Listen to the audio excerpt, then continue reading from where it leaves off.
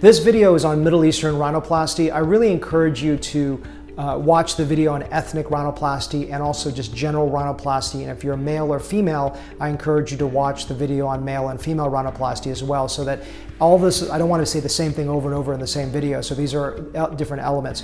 So if you're a Middle Eastern person, what does Middle Eastern mean? That's a very broad term. It could mean Jewish, it could mean Arabic, it could be, you could be biracial, you could have white or African blood. If you're talking about Middle Eastern, is that part of just North Africa? Does it include Central Africa? Is that African rhinoplasty? So I don't want to overwhelm you with that data. But in general, if I say Middle Eastern rhinoplasty, I think you know what I'm talking about. Usually the classic features of a Middle Eastern nose, thicker skin, larger hump of the nose, broader tip, slightly sometimes dependent portion of the nose and the dependent portion of the tip.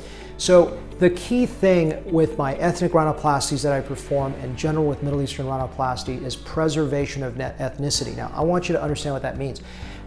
A nose oftentimes is overly ethnic, so I'm not preserving the ethnicity in such a way that you still have a large hump, you still have a large tip.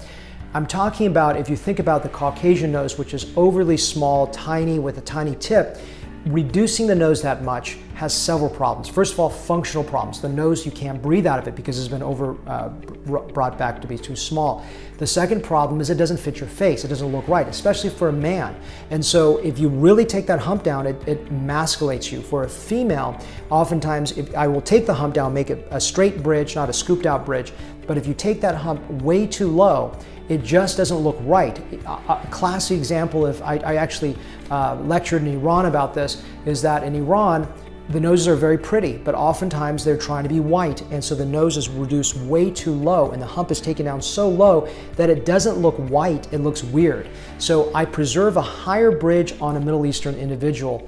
At the same time, it still looks dramatically better and looks attractive. It fits your face, fits your gender. So those are the elements, some basic concepts of Middle Eastern rhinoplasty. However, I would encourage you to watch the video on ethnic rhinoplasty for how do I do it technique-wise, you know, what are the indications, etc. I just want to talk about specific concepts for the Middle Eastern nose.